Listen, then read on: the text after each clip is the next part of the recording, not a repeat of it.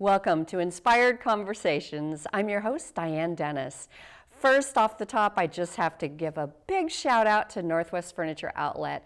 They have provided us with this beautiful set, and we're just so grateful for them to be partnering with us. They are in Canby. They do a lot for the community. They also have a used portion of their store for used furniture, and for families in need, offer furniture for those that need it. So stop on by, say hi, and again, we're so grateful to be with them. So the topic today is something that is very puzzling. The topic is happiness. With me today is life coach, certified life coach and happiness specialist, Rodrigo Baena, and he is going to talk to us about happiness. Why in this land of abundance aren't we happy, particularly in the Pacific Northwest? We're going to discover why we're looking for happiness in all the wrong places. Happiness can't be found at the shopping mall. Happiness evidently can't be found at the malls, can't be found at the shoe stores and the car stores. So how do we become happy? You're going to be really interested to find out that happiness is an inside job, taking skills that most of us don't know. We didn't learn them in school. So that's why I love this show. We learn skills and we learn strategies for things that we really aren't taught. So let's end the suffering. Let's get more happy. Welcome to Inspired Conversations. I'm your host, Diane Dennis, and with me today is Rodrigo Baena, and I'm so happy to have him here. He is a life coach, certified life coach, certified happiness coach, founder of the Happiness Center in Portland, and he's an author, a speaker, and you're going to talk to us, thank you for coming today. You're welcome. About happiness. You know, statistics say that the United States should be happier, people in the United States should be happier considering the resources that we have as opposed to people in other parts of the country, but that we seem to be less happy. So here you are from Brazil, you're a world traveler, and can you shed some, plus a certified life coach, can you shed some light onto why we aren't happy here? Sure. First of all, thank you very much for having me here. It is interesting, after studying happiness for 10 years and understanding the commonalities, what you have in common or not with different cultures in the world, I find that communications or real connections in relationship is what might boost your happiness. Funnily enough, there is a research called well-being research, and they do all over the world. And US is going down a little bit. And interestingly enough, that the first two countries in the list, they are third world countries, which is Costa Rica and Panama. So Yes. it's interesting. You're right. We have way more resources here, but somehow it's not making people happier. So what are the strategies that people can adopt here to be happy? Because if I ask someone, are you happy? They might say maybe, they might say sometimes. People are stingy with their feeling of happiness. They are. As a foreigner, I must say some things that I learned with this culture after living here for 5 years. That first of all, if you ask someone that you never met before if they're happy, probably they're going to say yes. Yes, that's a polite thing to say. It's a polite thing. That's why Facebook is full of people smiling and taking pictures. Yeah. There is no unhappy people on Facebook or any kind of social media. The second thing is that I learned that some people, especially the male part, they understand that if you show your weakness, it might be seen as a weak person. So they're not, so wait, I want to stop you there. So are they not showing all of who they are and that's making them less happy? There is a combination of both, yes. By not showing your challenge, you make the challenge bigger, but also I don't want to show, otherwise what people are going to think about me. So one of the things that we can do to improve that is to start to share your challenge as well. And I'm not saying going to social media and saying, that's all my problems. Right. I'm saying share with people that care about you. So your close friends or your family, someone that you love. So this is what you mean by communicating, being more open and honest. Does that then lead to a better connection, which leads to more happiness? For sure. And I think about if we have two problems in the same size, the second person, let's say two people with the same problem, in the same size of problem. The first person has this problem, but they don't share. This problem, which used to be like that, gets bigger and bigger. You might get depressed. Some people might even kill themselves.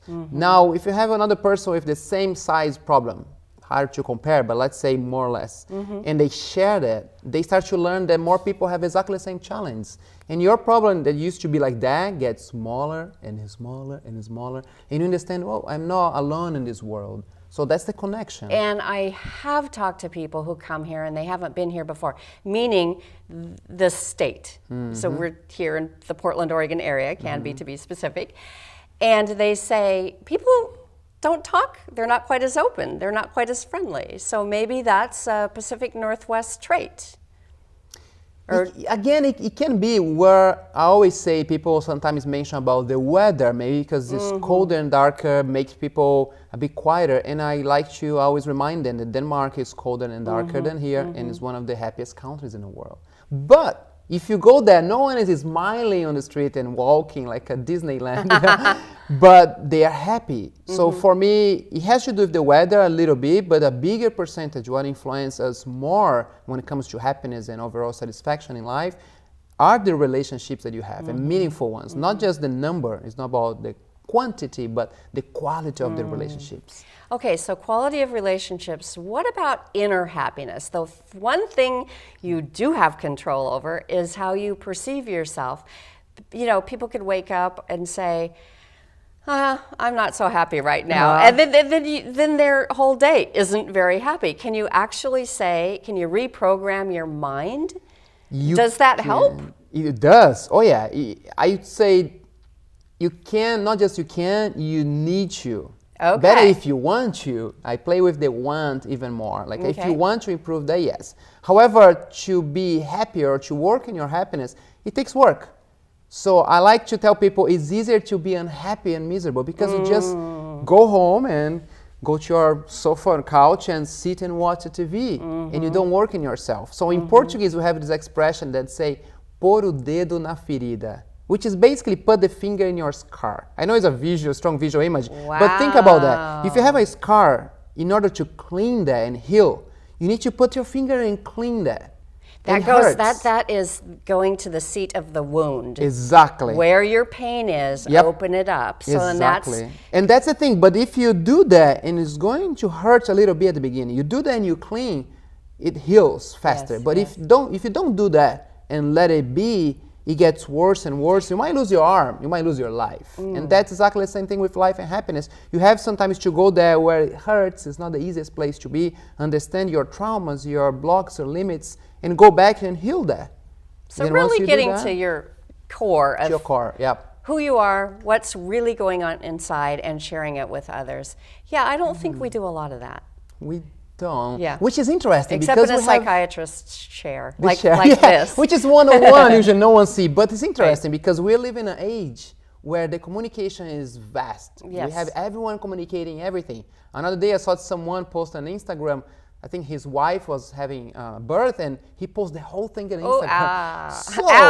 So some people are sharing a lot, but I don't think we are sharing what we're supposed to share and with the right people. It's not about to share to the world. Well, we share the easiest things, maybe not the things that we need to be sharing. Exactly. And it comes even when it comes to a relationship. I feel that a lot of couples, and I've been working with couples for a while, sometimes even in a house, they don't share enough.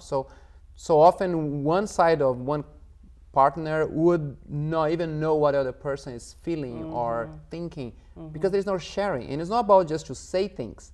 It's about to say the right thing or what's necessary. Also, a lot of people want to avoid conflict, and if they had a conflict over a certain topic, they might not revisit it again because they might not understand how to resolve conflict. Yeah, and that's the same thing I was saying. It's easier not to do anything and be unhappy.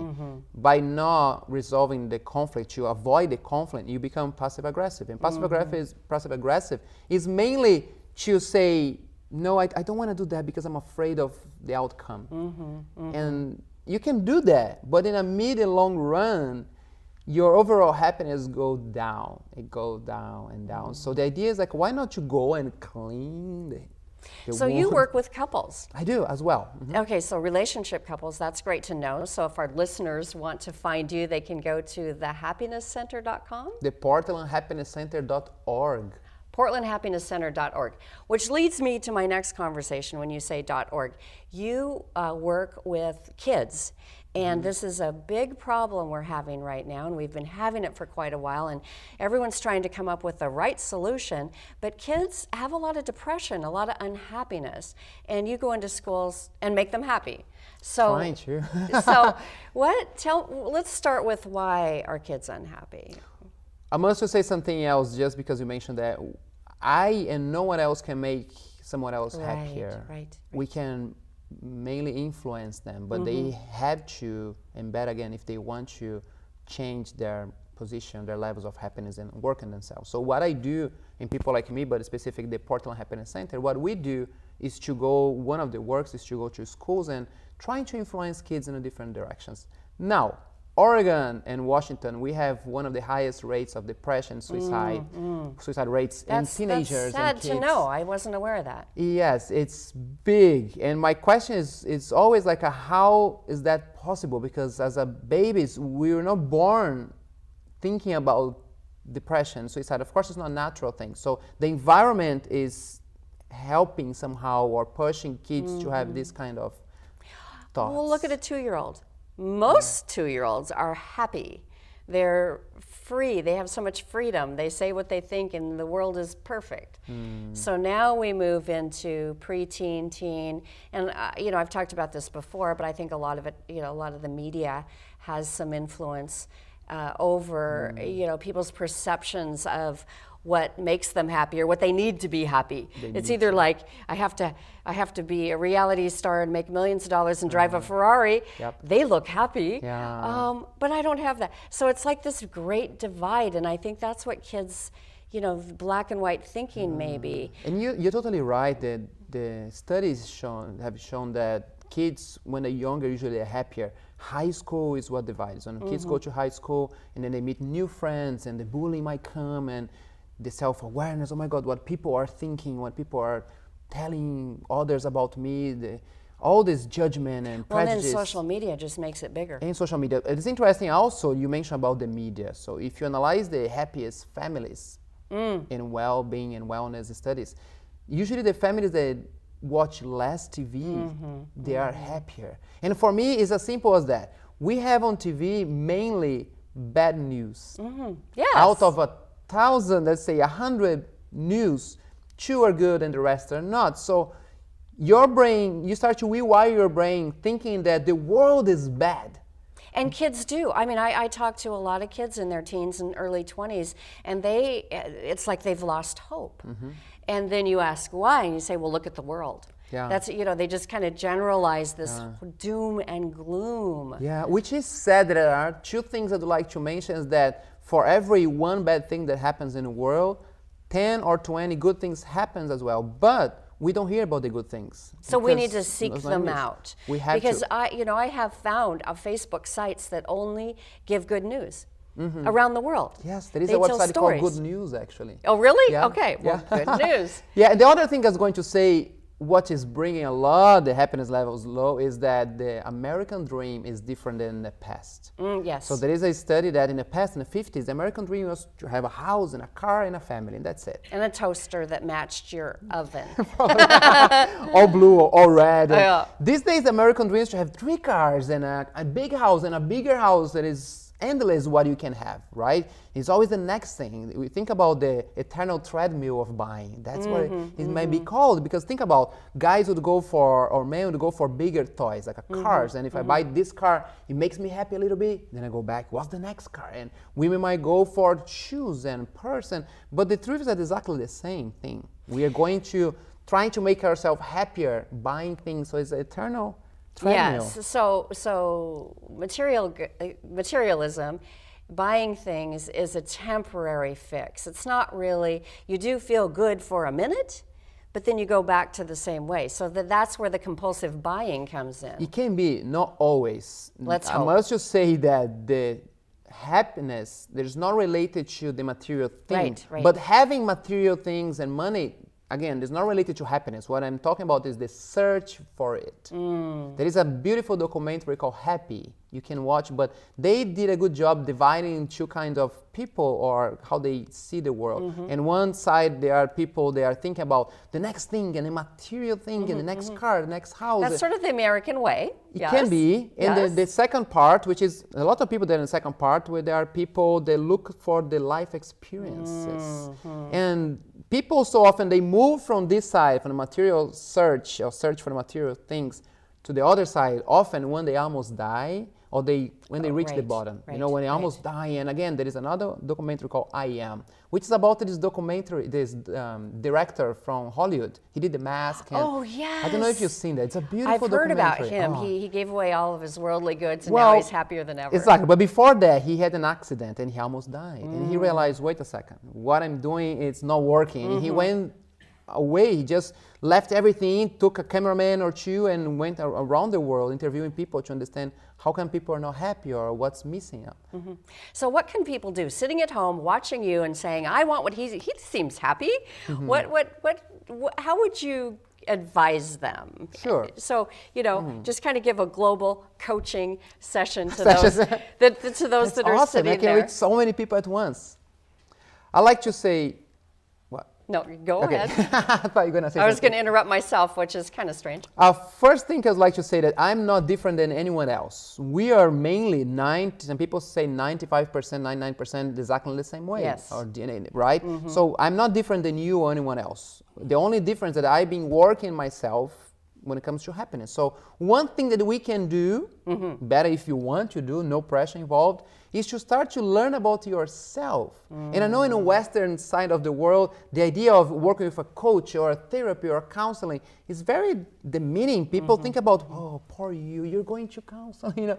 Or they wait until they have a problem they can't solve. Exactly. Or they hit rock bottom. Yeah. Or, Yep. they lose their job. Or they lose their job one too many times. It's like it just keeps until they happening. learn, And yeah. then they go, you know what? I need help with this because I've tried every strategy. Well, but you use the word that I would like to point out, I need to work. And when it comes to need, there is an extra pressure in our shoulder. And when people do that all the time, when a relationship is not good, they're going down, now I need a counselor. It might be too late.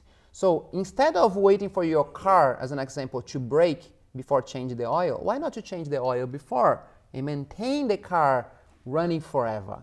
That's how I believe. So why not to start working and pushing yourself to your best? And a little background, if you go back to Greek, to study old Greek, Greece and Greek history, Plato wasn't born Plato. He was a normal guy, but he had people pushing him to his best. So he had mentors and coaches pushing him to be the best what he could be, whether it was physically or psychologically. That's why they had the best philosophers, or they created the Olympic Games. Think about sports-wise. So we lost this idea of working with people, helping each other. Now, women, and I bow for you, Thank you. women do that. You can do Women that again. Anytime you want. Women do that very well, like in terms of sharing and push each other. In US as well, a bit less than the rest of the world, but women do that all over the world. Men don't do as much. Men still have the mentality that who do you think people gonna what people are gonna think about me if I ask for help? So the idea of like I can do everything by myself, it's the biggest lie ever. So I'm what glad you you can said do, that. what you Yes. can do if you're a woman, keep working yourself and learn. You guys do a great job. It can be a therapy, it can be a coach. I think coach came to fill this gap where it's not as deep and heavy as a therapy or counseling. A coach will take someone, a good professional, take you to your highest level. Yes, yes. So I get paid to push you to your highest level, to the max you can take and the optimal, you know. But a man, what you can do is to start maybe to listen to the women in your life. That's a good start. And start to learn about yourself. Okay, That's one are thing. we listening, guys?